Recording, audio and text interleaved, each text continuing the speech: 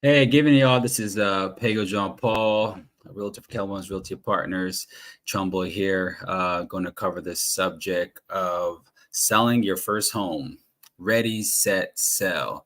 I'm great to be on here tonight to talk about this subject. I'm usually talking about people buying homes. So I'm usually talking about people trying to win offers, how to use strategy, different win offers.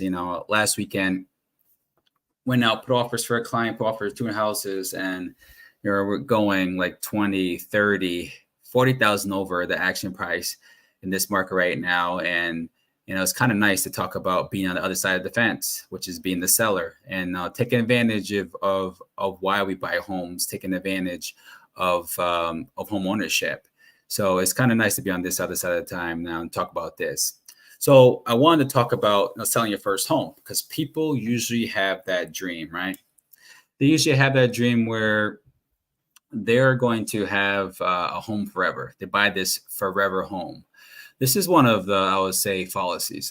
People don't realize that most of the time it's never a forever home.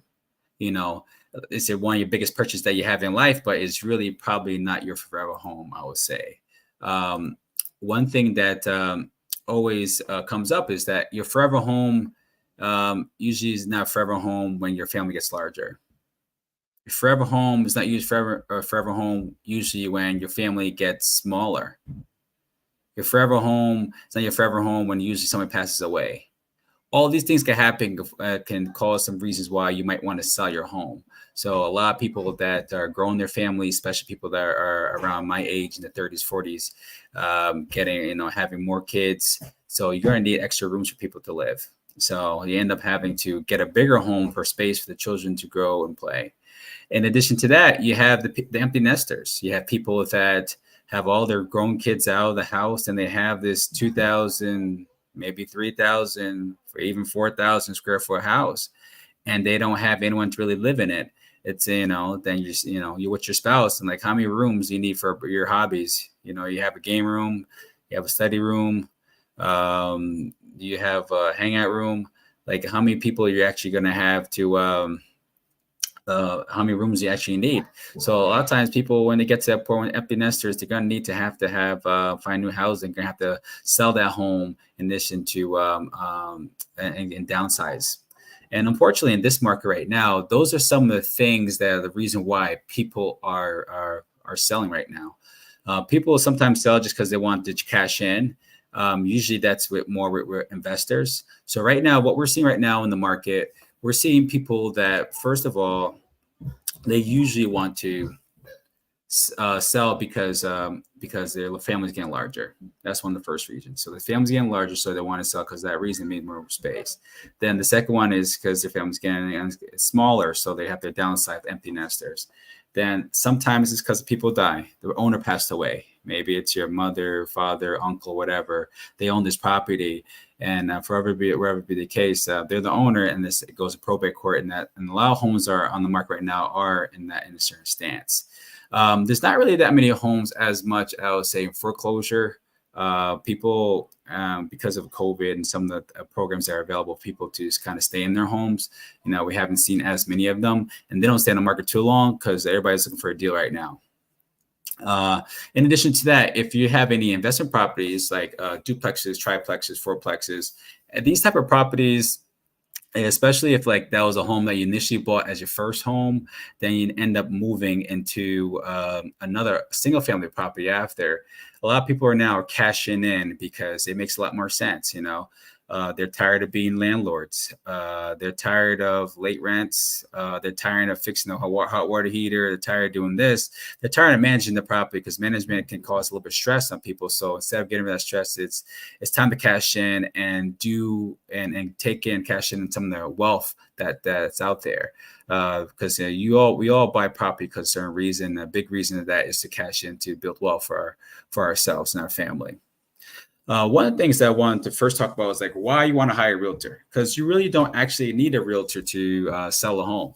You can sell a home on yourself. I know people have seen it all the time for sale by owners. For sale by owners are there, and they're and they can sell their home. In state of Connecticut, really, to be honest, all I really need is probably an attorney to close on the deal. You don't need to actually have realty involved. But there's a reason why, because there's a big expertise play into it. Now, if you look on, try to take some time and look on Zillow and some other websites, and there's some full sell by owners that are that have their property on sale and they don't really market it well. Sometimes they have the price too high. Sometimes they just have one picture in front and they don't give a great picture of the home and the better qualities of the home. Or especially in this market now, everybody thinks that, hey, the home is going to sell whether I use a realtor or not. So let me just put on market anyhow, which is not true. Buyers are not dumb. They're savvy, like they're becoming savvy. If you're going to buy a house and your interest rate is going to be 7.5%, they're going to make sure that you're going to have what they want, and they're not going to just buy something just to buy it. They usually have a reason. Sometimes when the people buy homes that are maybe not in the right condition, it's because they're looking for a specific location, maybe possibly a specific school system. So a big thing for sell by owners is that they miss some of the things that realtors know. Like, we are a middle person that can kind of give you real insight on top of your property. We can look at it and say, like, maybe you should fix this, maybe you should do that, maybe you actually should price it here, because we have the expertise in the market and we look at homes all the time. Sometimes I go out to show maybe 5-6 homes at a time. So I get to see all different types of homes where you're just looking at your home all the time. You're just seeing where it is. And a lot of times, you don't realize that, maybe I should fix this, but it's you don't realize some of the imperfections. You just look over it because this is home and it's just special to you. So you don't look at it and in terms of, you don't look at the home in terms of there's imperfections and see how another person will view it. So that's why it's good to have a realtor to have the expertise in terms of understanding different parts of the homes and getting it set up properly. In addition to, and a realtor, we have a database called the MLS. People confuse the MLS and they think the MLS is just a database that kind of like Zillow owns, because Zillow has got a good market share on everything, and everyone goes to Zillow first. A lot of times people go to the site to find out property values and some things like that, and they think that they probably own the database. Well, it's not true. Most of the database that Zillow kind of pulls from is from the MLS, the multiple listing service. This is a service made by realtors and serviced by realtors. As a realtor, this is what I pay for, part of my fees, to have access to this database. And when I put in new listings, this is where I put my listings in. So Zillow and all these other websites, Redfin, they're pulling this information from our database here. And that's just, and we're able to put this information together, put your house on the market so we can share with different brokers and get a lot more eyes on your property. So it's a big factor when we have stuff on the MLS and people can actually see it. Whereas sometimes when you're for sell by owner, I drive past a for sell by owner house every day and it just has a for sale sign. Who knows if that house actually is marketed on the internet? Who knows that property is being shown on Instagram? Who knows that property being shown on TikTok? All these different avenues you can find the perfect buyer for the home, and the house is still for sale. And where the house is located, in addition to how it looks from the outside, it actually looks like it should have been probably under contract and sold by now. In addition to that, we leverage our marketing power because we have different professionals that we use in terms of staging and photography. We're able to use them to properly present a house to potential buyers. In addition to negotiation skills. Now, people miss the fact that realtors have experience in negotiating things, and our job to represent the sellers, our job is to get the best deal. So the best deal may not necessarily be just the highest price. What's the safest deal? To make sure that we close when you want to close, because sometimes you may not be able to close when you want to close if you get the wrong buyer. You have to screen out these buyers that maybe get pre-approvals from God knows where, because sometimes pre-approvals can come from anywhere. And if you don't vet the loan officer, make sure that they check all the financials. You'll go all the way to close until last week. Then you'll find out later that, oh no, we're actually not going to close. The buyer cannot perform. Then there's a legal battle in terms of what's going to happen to deposit and things like that. depending on the dates that you choose in your contract with that buyer. So it's important that to understand negotiating skills that a realtor can provide you, because a realtor, when we look at different deals, we sit down with I sit down with my sellers. We look at all the different factors. We look at the different type of mortgages that they have. You may have FHA, the USDA. You may have conventional. You may have special down payment programs like CHAFA. So we look at all these different things, like what type of loan is it? And in addition to that, we also look at in terms like what's the down payment? How much money that they're putting down? Are they putting down like the bare bones 3%? Are they putting down 10%? Are they putting down 50%? You'd be surprised how much cash that people have these days in terms of when they sell their properties and buy other properties, how much money that they have.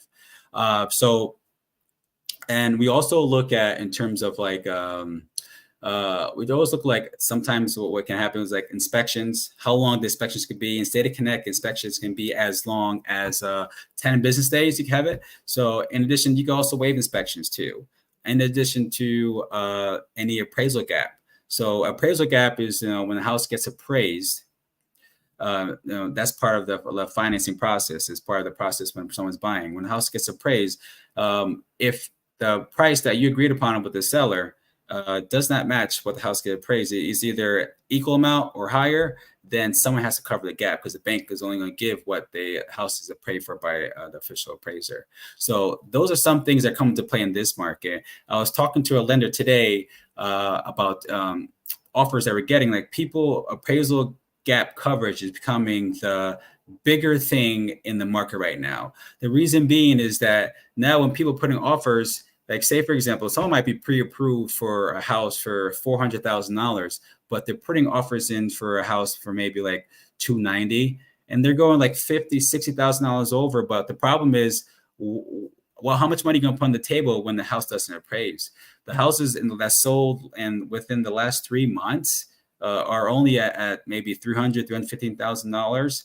And then you're giving $350,000 in terms of your action price. Who's going to cover that? Who's going to cover that gap, the $35,000 gap? Are you going to put some money in the table in your contract? So these are things that we look at in terms of the different deals that we get. We don't just look at the price. Everybody just wants a big number. Oh yes, money, money, money, money, money, money, money, money. No, but it's not that simple. You have to look at the whole deal itself, because be surprised. I remember last year for one client, I put in an offer. We went over about 30, 40 grand on that property. We're definitely a solid offer. I thought that we were definitely number one, but out of nowhere, someone came with a cash offer. How can you deny yourself a cash offer? Instead of someone going through the whole loan process, getting appraised and all that stuff, and getting to the final approval, you just have someone that's come with cash. So, we end up losing out on that deal, but we found a different property somewhere else that was just as nice, but it's just like, you can't fight it. In addition to that, realtors, we offer paperwork assistance. We know what paperwork you need in terms of what disclosures you have to provide that state's required. Your attorney can help you with that, but most of the time, attorneys rely on their realtors to provide that information, because they're busy doing other stuff, high-level stuff that they need to do in terms of protecting your interest in the property. So realtors, we're able to tell you like what paperwork you need to have on file, so that a buyer doesn't come back and try to get a litigation against you and things like that. You have everything T's crossed and I's dotted. Now, understanding the market and the market conditions, that's part of selling a house. So once you find your motivation, decide that you're going to sell your house, whether for whatever reason, you have to understand what type of market it is. Everybody knows right now the market is a big time seller's market, because the inventory is super low. Super, super, super, super low. The inventory, there's just not as many people selling homes because of the interest rates and things like that. That's causing people to kind of hold on to their low interest rates. So because of that, you have to know what the market is. So we have three different type of markets. We have a buyer's market, we have a balanced market, and we have a seller's market. Those are three markets that you can come across as a seller, and you have to be fully aware which market that you're in, because we had times where we were in a heavy buyer's market after 2008 crash. You have open houses, people giving away free TVs, food, giveaways, gift cards to have people come by their house. Now you go open house now in the heavy seller market that is right now. People come in, don't even have flowers. You have a QR code, people to scam. That's about it. You walk in, that's it. So it's interesting that how it changed. You have to know where.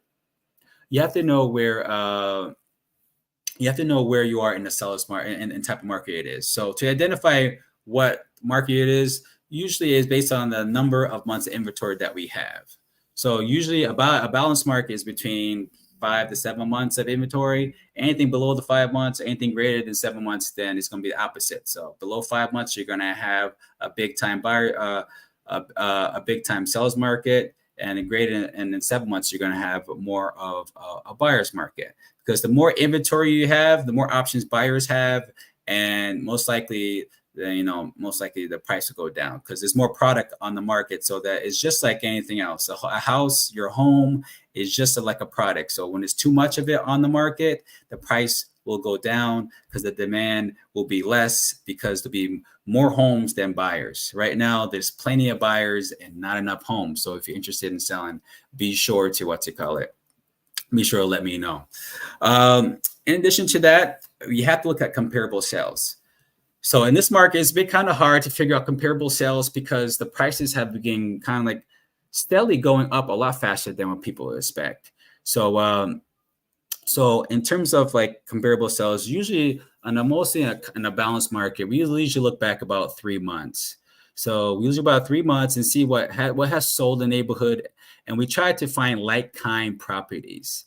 So like we're not going to compare your single family home to a duplex. We're not going to compare a duplex to another property that also has commercial involved. So if you have a property next to your property that has like a storefront on the bottom, then apartments at the top, those are not two same things. You can't compare those two together. Those are two opposite things because that has a commercial part, so that makes the property completely different. So we have to compare apples to apples, orange to orange. We can't compare two different things together when we're comparing doing comps together. So we look back 3 months, we look for all the properties that fit your property. So like, if you have a 2-bedroom or a 3-bedroom, we compare those together. So, if you have a house that's 3-bedroom, we try to look for a house with 3 bedrooms, maybe 3 or 4 bedrooms. Then we have a house that, based on the square footage, if your square footage is about 1,300 square foot, we'll look at maybe at 1,000 square foot to like 600 square foot and see all the homes that come up that sold during that price. So when we look at the comparable sales, we'll look at the data in kind of 3 different areas. We look at the data in terms of first, we'll look at it at what's on sale now. So what will be your competition now? Then we'll see what is under contract. We'll see what's under contract now and see what kind of low prices are and how fast it went on the contract. Then we're going to see what has closed. We're going to see what has closed, what officially is closed through where, maybe it was cash or maybe an appraiser was his appraiser was involved, but we'll go through and see what has actually closed completely at the end. So those are 3 areas that we look at comps because we compare because, the market changes. It's never static. And especially now, like from January to March, beginning of April, it was kind of like a different market. It felt like it was a lot slower. Things are picking up now. And as it's picking up, a lot more buyers are available. And these buyers are hot right now. They're hot. They got their money waiting right now. They was a part of the buyers that didn't want to buy last year in 2023 and are regretting it this year, 2024. Well, the reason why is because they thought, well, it's going to be a crash. Everybody last year said it's going to be a crash. It's going to be a crash. You know what? The market hasn't crashed. No one knows when it's going to crash. And I hope it doesn't because I'd rather just say balance out than crashing because crashing is not good. Crashing means that people lose their homes. And we don't want people that have to lose their homes be out on the street. So those are 3 areas that we look for comps. And when I sit down with you as a seller, we'll look at these different things and we'll work on building those comps together and figuring out what's the best price for your home. And one of the things that we also we'll look at days on market. Days on market is a thing that, you have to be accustomed to look at in terms of like what house has sold and how many days were on the market. So it's a basic thing, pretty much, like now a lot of A lot of the days on market are a lot shorter than what they usually are. In the past, it was normal for a house to be on the market for 30 or 45 days. That wasn't a big deal. Even 90 days, because a lot of times, we end up doing contracts for 180 days, almost 6 months. But it's very uncommon now to see those houses on the days on the market for that long, because things are going so fast and buyers are making quick decisions, and we go into a lot of multiple offer situations, and people are getting to deals a lot faster. So I would say days on market is something we look at, and this is kind of like a strategy that I use for buyers. Look like days on market in terms of how you put your offers in. So when you're looking at days on market as a seller, you have to look at what has sold and how long did it take, and you're looking at the condition of the property. How does my house compared to that condition of the property? Is it about the same? Is mine fully renovated? Is it newer? Like, so, and if a house sat, what was the reason why it sat? Was it because of the kind of the marketing with the photography, or was it possibly due to the some, maybe they didn't take any pictures of the right places, or maybe the pricing is wrong, because a lot of times the price usually cause things to stay on the market a lot longer than it should be. Now, as you prepare to sell your home, there's some things that you have to do. Prepare for for photography and selling your home. One thing I would say that you do have to do is the first thing is you probably start from outside. Start from outside and go towards and move inside. A lot of times you have to be conscious of what your house looks on the outside. This is the first impression people are going to have.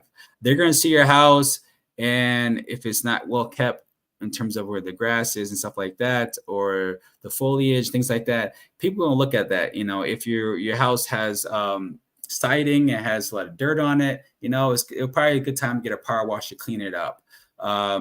If you have like some pavement that's not paved properly in the front of the driveway, maybe it's time to brush the, to do that. And if your roof is no good, people are going to see that, and they're going to see that as a cost to them when they're looking to buy your home.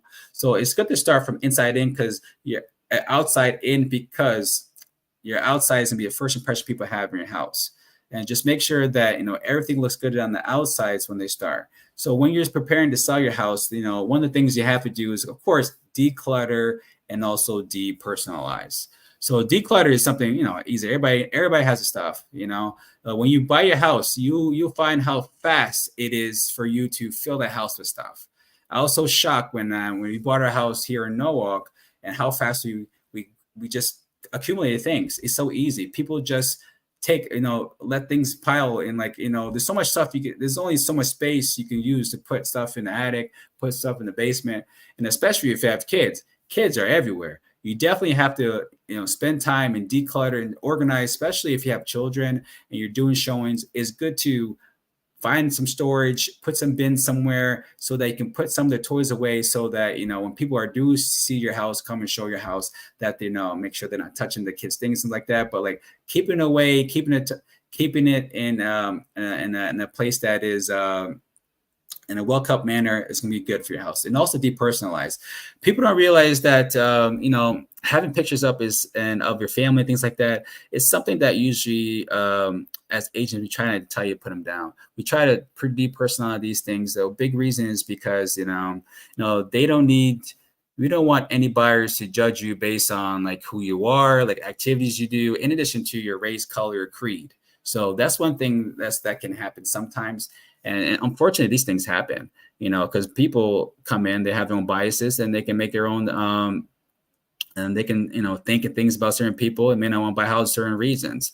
So we always try to take away things that show, many pictures. So, you can have some pictures up, but most of the time we tell people to take them down. Take down the pictures, depersonalize, and you're going to be moving anyway. So it's not a bad idea to start packing stuff, living away while you have the chance to just take away some of your personal stuff. And plus, you don't want people looking at your family anyway. The next thing you know, okay, they have this person here, this person here. They're just gonna be looking at your photos, looking at your family. I wouldn't want that to happen. They don't need to know how different details of my family, like the outings that we have and stuff like that. It'll be a good thing to take away some things to kind of make it personalized, depersonalized because of that. And it'll be good to do deep cleaning. It'll be easier to probably hire someone, do some deep cleaning for you, clean all the nooks and crannies and stuff like that. In addition to minor repairs, make sure all like the doorknobs are working, doors are open, working. Nothing's like loose. Everything's like basic stuff are functioning. Like when people open their doors, it's not difficult for them to open the door. Some basic stuff that people can gripe about your house. So try to get those things done. In addition to that, you can work on getting your house staged for success. And decluttering is a big part of that process, and depersonalizing things. Try to think of your place as a place as where can you go?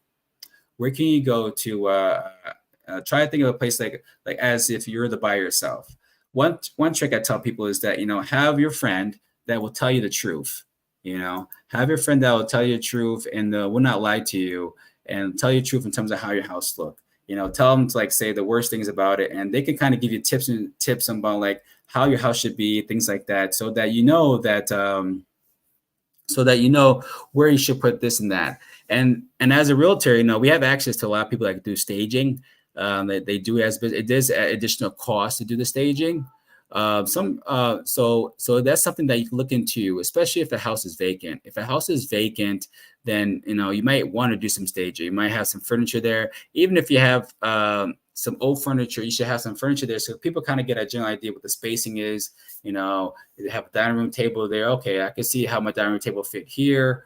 If you have a queen size bed, okay, I can see how a queen size bed would fit here. Because a lot of times people want to figure out how their stuff is going to fit in these spaces, and it's good to have a stage so that is able to so that you'll be able to. It's good to have a stage so that you'll be able to have give people an idea what your house should look like. Now we're going over to the power of marketing. And I'll go back to this again about the for sale by owners. I would say, and I think one of the biggest thing that people miss is that having high quality photography. Paying for a photographer can range from probably like the lower end, like $250 to probably like $700, depending what they're going to have. And high quality photography plays a good hand because people look at stuff online. People look at stuff online, and having a clear pictures image of the property, in addition to the photography, is that also having plans down for where the rooms are and stuff like that. So this is where some of the first time owners miss. They just think like, okay, I'm gonna take a picture of my iPhone or Android, 1 or 2 shots here, then someone's gonna buy my house. It is what it is. It's a seller's market, so I just put whatever up there, whatever garbage up there, and people are just gonna take it as it is, which is not true. You may have a beautiful house and you're selling by yourself. If you don't have good photography, that may not get as many people there. Because photography is important, because people look at stuff online and they save stuff and they plan to go open houses because what they see there. They see some things, they see places that they can live in, and a lot of time photography helps with that. And to be honest, photographers are professionals, and then they can make a room that as a small little box make it a lot bigger than it really is. So it's always good to see it in person. And one good thing about technology now is that now you can actually have virtual tours. So you can set up virtual tours. This is big in COVID when people were allowed to go in people's homes.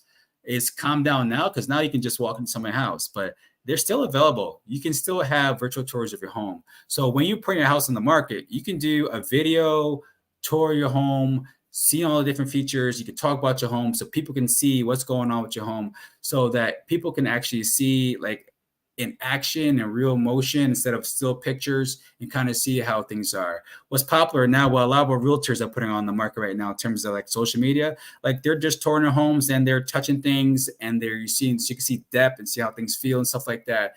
And people like those videos because they can actually see the home in real action and kind of see how things move, how things sound, and you can talk about how things touch. So virtual tours is still part of a strategy right now to market properties so people can see. And a lot of times you might see in high-end properties, you might see the aerial shots, area views of people when they're selling their homes and things like that. Then you can also have targeted marketing, online marketing. Now, as realtors, we're not allowed to target specific demographics, but we can target certain areas.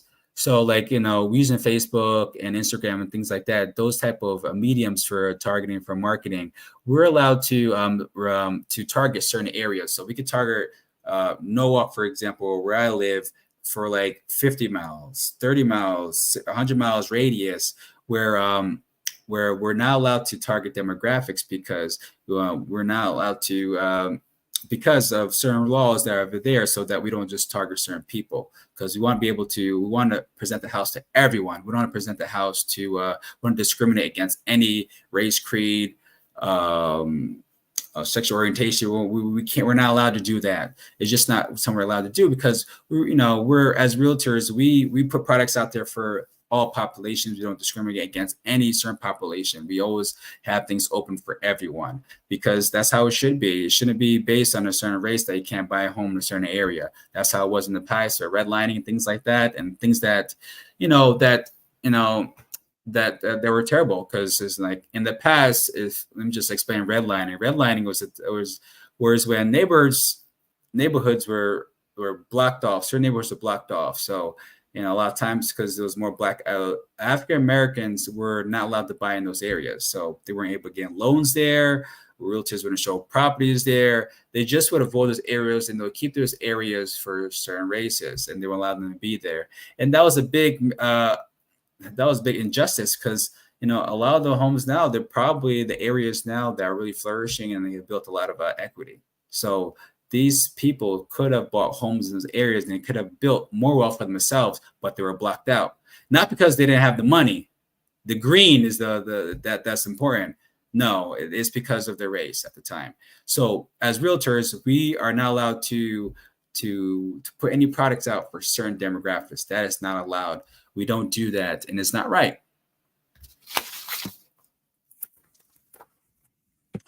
Now, so as you get your property ready for sale, ready in marketing, you have your marketing plan strategy set up. You're going to have to prepare for showings. When you prepare for showings, I always gently tell my buyers that, hey, we're going to someone's house. Let's use the bathroom before we get there.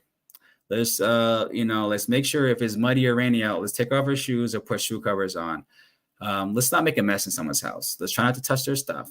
We're going to look into like closets, see how big they are, but we're not going to touch anything. And mostly now, a lot of people have cameras inside the homes and outside the homes. So, and that's something that we do usually have to disclose to people coming into your house, that they're being recorded, just so that they're fully aware they're being recorded. And because usually whenever the time you put in someone on film, like, they have to give kind of consent, but they're coming to your home. So that's the one thing, that when you're preparing for showings, make sure that the house is in good decent shape. You don't have a whole bunch of clutter. You're gonna have to keep your house clean while the house is on the market. Just don't leave the house like a big mess and and just get lazy. You're gonna have to keep it clean, so people want to see the house. They want to see a house close to what it was when it took the pictures. It doesn't have to be perfect, but it has to be close to, because that your people, and you're going to have some things around, but just make sure that it's close enough to it. And as a seller, you have options though. You don't have to make your house available 24/7. You can make your house available certain times that you want. I have a client that's coming with a listing now, and there's a special day that they don't want that no one come to the house. So we can block off those days so no one can list any showings there. In addition, you can set certain times. So a lot of times we come across this when we have investment properties, when we have tenants in place.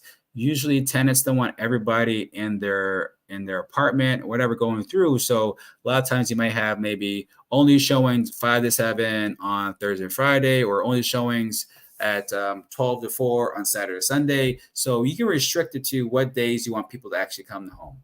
But the one thing is that the more restricted you have, the less people you have walking through, less traffic you have walking through your house. So the more restrictions you have, the less people you may have going through the house.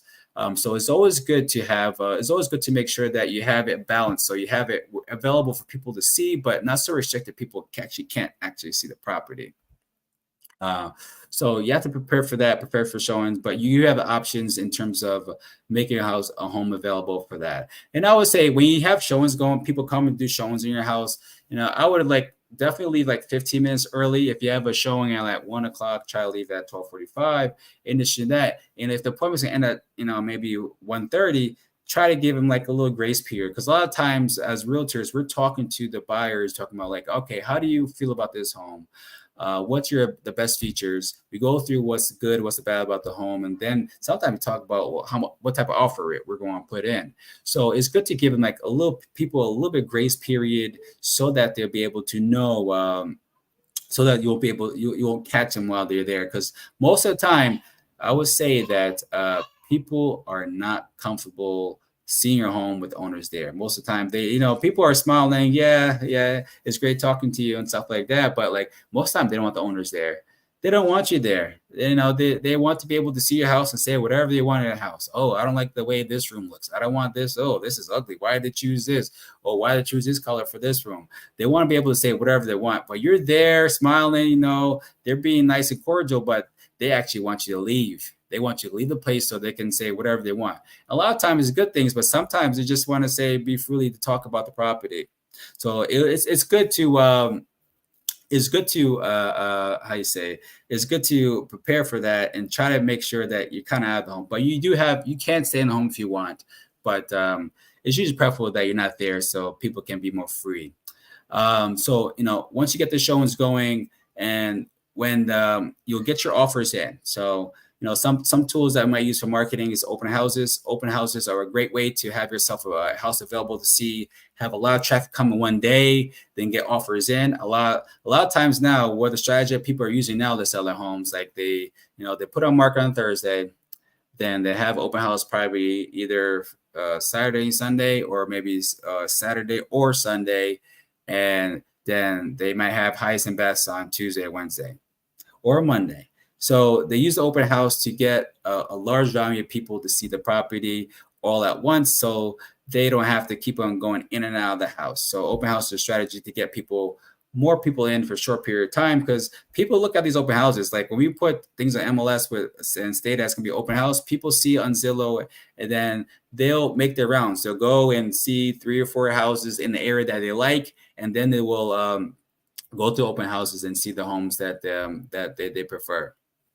So as your house is on the market and people are ready to put offers in, the realtor will reach out to the realtor that's representing you, or if you're selling by yourself, they'll reach out to you. And what they do is, they'll send a contract, which is usually either a contract to purchase, which is different. We get a more official contract by the attorney later, or you have usually a 4-page contract that we use within the Connecticut Realtor Association.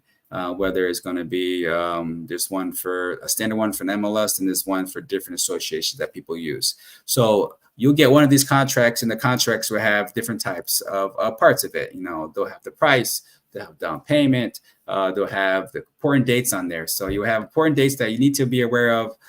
You have the date that you close, of course, how fast it is going to close. It's going to take 30 days, 45 days, whatever days that they want to choose.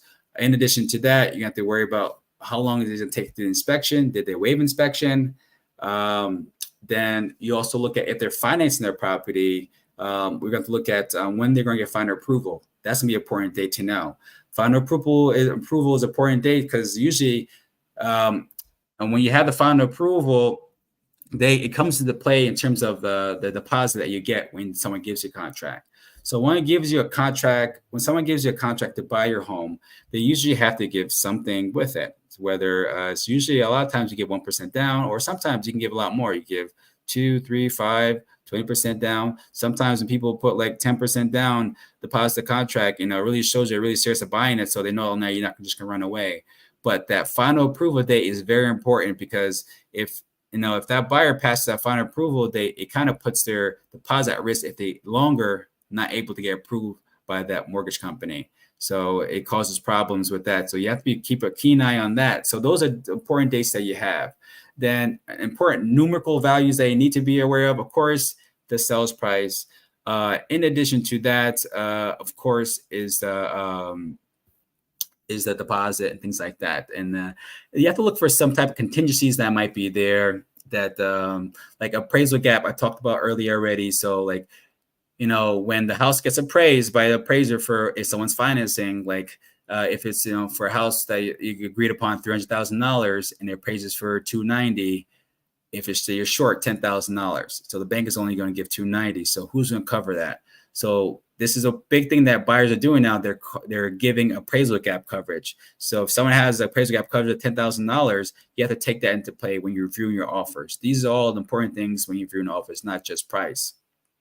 Then one thing is important to do is also keep key communication with the buyer.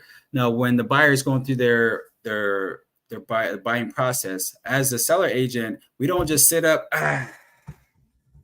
Yeah, we got under contract. That's it, y'all. Just waiting for closing date. Make this money. No, you have to actually do work.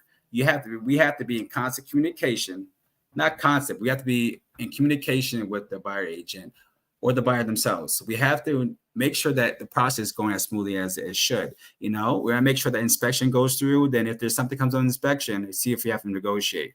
If you don't have to negotiate, then we have to move on from that point. Then we want to make sure that appraisal goes through.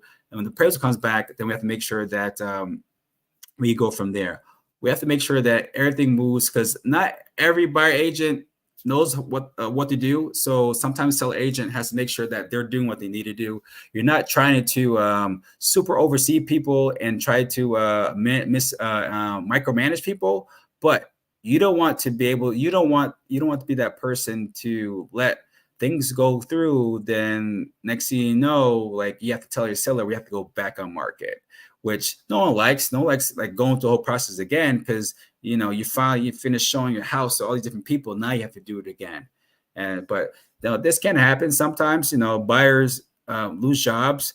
Buyers buy cars when they shouldn't buy cars at the time. They buy furniture when they shouldn't buy it at certain times. In this issue, buyers just plain out may not be able to get the loan anymore for certain reasons.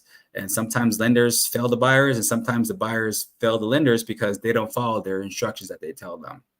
So these are some of the things that it's important to keep communication with the buyer agent in terms of what the process is, so that we get everyone to the goal, because the seller wants to sell their house and the buyer wants to purchase the home, and they want to get to that point. So once you get towards the end of the sale, after the buyer gets final approval, you have to start thinking about, you should have been packing already. So start getting your stuff together. You probably have your next house or rental, whatever you're doing, where your living situation, you're going to have that situated. You have to start packing, getting stuff ready, so that preparing to move out. Usually when the buyer gets like the final approval and so we have to start packing from there, because a lot of times, we're working on getting the clear to close, and that can come usually between a few days or possibly through like a week or so. Once you get clear to close is pretty much saying like the whole file has been complete. The whole file has been reviewed by underwriter. The whole file has been A-okayed. And like there's usually some final checks when you get clear to close, making sure that the buyer still has a job. So they call their the employer to double check, in addition to make sure that nothing has happened in terms of their accounts and things like that. So these are some final checks that they do. So once you get the clear to close, like you have to be prepared to move out, because when you're selling, you have to vacate the home. Like you can't just leave stuff in there. Because if you leave stuff in there, the buyer can, talk to their attorney and complain to their attorney, to your attorney, to have you move that stuff out or pay for someone to have it move the stuff out. There's plenty of times like you think you're leaving stuff for people that they may like, but they may not like. Some may not like some of the stuff you have outside. Like some people, there was one client there where they left like a bunch of bricks outside. The bricks were needed, like in case they needed to like replenish, but that buyer did not want them. They told them to get it off the property. So, the seller had to take it off the property themselves, or you have to pay for it. So when you're preparing to leave, make sure to take all your stuff out. Don't leave junk there, because people see it. People will see it and they'll complain, and that's their right. They're buying you're buying your house vacant unless you specifically disclose that you're going to keep those items there. If you specifically disclose that you're going to keep those items there, then that's a whole different story. So you have to make sure you clear everything out, and you have to clean after yourself. Don't leave a big mess. Don't leave a whole bunch of dust piles everywhere. Get your vacuum, get your or just pay somebody to go do it. Have a cleaner come do it, have a cleaner pick up the dust on the ground, stuff like that, and just do some tidying up if you want. But don't leave a big mess there, because people will complain, because the buyer expecting the house should be moving ready when they move in. Just as if you had an apartment, you have to make sure that you leave that apartment just as way you went in, nice and clean. So as you get into that, the buyer is going to have their final walkthrough. So the buyer is going to get another chance to look at the property and walk through the property. And this is usually done within 24 hours of closing day. So, before the buyer signs, they have to make sure that they have 24 hours, within 24 hours to see the property. You'd be surprised what can happen to property within 24 hours. I had a closing this year when we went to the property, everything looked good until we opened the door in the back. The fence was down. So, that was unexpected. It was a storm, and the way they built the fence, it wasn't very strong, and the fence fell down. So, but it was a relatively process, I would say, because I took pictures for the attorney, took pictures of it for them, sent to the attorney in an email.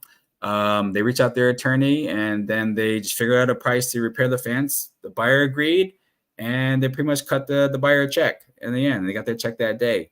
So these things can be fixed, but sometimes things have to be negotiated, or things can sometimes fall through, or sometimes sometimes things don't work out, but like they have a chance to go through their final walkthrough. So the buyer has a chance to walk through the property again, and by that time everything should be clear for the house. So, and at that time you're signing paperwork. Sometimes the paperwork is signed is usually signed maybe the day before or so. And you'll be with your attorney, sign the paperwork to transfer over the house into the buyer. So you'll sit down with your attorney, go over all different facts, and you'll sign everything. And once you get to that point, then after signing all the paperwork, then we're just waiting for a deposit to come in. So if the buyer decided to finance the property, we have to wait until the lender dumps in that large sum of money that they get to pay for the house. The buyer comes in with their check or wire transfer and they put it into escrow account. Then we're just waiting for the lender to come with their large deposit and go to escrow account. Then from there, the buyer's attorney can send off that money, wire it to the wire to the seller's attorney. So we're waiting for these transfers to go through so that everyone gets paid. At that time, the realtors get paid, attorneys get paid, anyone involved that need to get paid. Maybe you use a contractor during some of the repairs and they'll get paid. Maybe they're supposed to get paid at closing. Everyone gets paid towards the end with that. And everybody's happy. People are cut checks, and then give up your keys and you give up your house. But hopefully you're moving to your next property, and you're going to and moving to the next property, whether it's a smaller or a bigger one, and that get to enjoy money. Well, this is pretty much how to sell your house, kind of start to finish, for the most part. It's a process that is just the opposite of the buyers. You're just on the other side of it. It's the interesting side, because a lot of times some things that comes up to sellers that they may not realize that like they might feel some type of way with type of feedback that they get towards their house. People saying like, oh, they don't like this, they don't like that. That's share with them. And, it makes them sad a little bit, but like, no one's trying to personally attack you. It's always just like people have the specific preferences, and you don't know what type of person is coming to your house. There's a lot of different people that may come in and different personalities. So it's not a bad idea to just kind of like get tough in terms of get your skin tough in terms of prepare to get some of that feedback that you might get, be prepared for some of that feedback that might be negative. So I would say what you need to do is, prepare for that. And in addition to that, understand that there might be hiccups in terms of the process, you might come across some hiccups, like, maybe the first buyer may not be able to perform. Maybe they lose their job, or maybe the buyer ends up buying something that they shouldn't have bought, and it screws up the debt to income ratio. All these things happen during the buying process and the selling process. So you have to prepare for that. You have to prepare to work on with the next buyer. So, it's important to have the right person by your side, have a realtor by your side that has the expertise, that have the realtor have on your side to be able to be a companion to you, to, a listening ear sometimes, because sometimes you just want to complain about certain stuff. It's good to have someone listen to you and they can give their feedback. And it is a good person to have a good person to have that can able to negotiate on your behalf. Because, picking the offers can sometimes be difficult, because sometimes people just look at the purchase price and that's it. But the purchase price is not the only reason why you make decision on offers. There's plenty of different reasons in terms of, like, appraisal gap, in terms of any inspections are being waived, in terms of down payment, things like that, and how financially secure that the buyer actually is, and how that buyer actually been vetted by their lender in terms of being a very qualified buyer to purchase your home. So all of these things that are come to play, and it's good to have a realtor by your side. Like, don't do it alone. You can do it alone. You can sell your house by yourself, but unfortunately, based on statistics, most houses are sold by for sale by owners are usually sold to a lesser amount than realtors. Look it up. You find out this is true. A realtor can always give you higher numbers, because we just have access to more people. Whether we have buyers in our own area, in our own database that are looking for homes like yours, in addition to having access to MLS and putting things out there in MLS and having more eyes on your property. Because in the end, the more people have eyes on your property, the more likely you get offers, the more likely people to be able to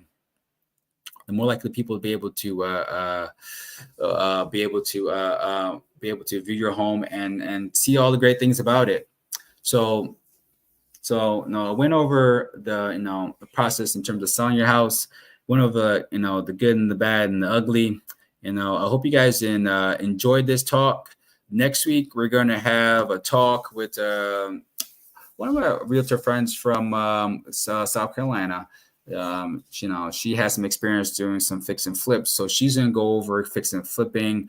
We're going to go over in terms of like how to identify a property, talking about ARV, talking about staging properties in terms of like how to get prepared for sale, just so that like when you are flipping a property, you want to make sure that that you're buying a property with enough equity in it, so that you don't end up you end up buying the property, fixing it up, then you end up losing at the end, which can happen, especially if you have inexperienced people doing flicks. You can have people that, get overcharged by contractors or whatever, or just that's the contractor just price, that's their price. And you end up paying a lot more than you end up losing in the end in terms of based on the total money that you put into the property, in addition to the down payment and all the fees that were incurred when you purchased the home, because there's always fees related to purchasing. So we're going to be talking with her in terms of, and that'll be my first female guest, so it's actually pretty cool. So we're going to be talking to her about fixing and flipping. So I want you guys to have a great week this week. Try to focus on things that are important to you. Whether you're looking to buy a home, focus on looking for homes and keep on looking for homes, being patient.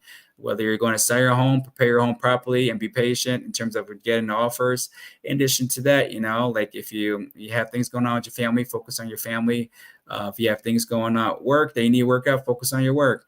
Try to get 1% better this week. And I hope you guys have a great night, and I'll see you soon.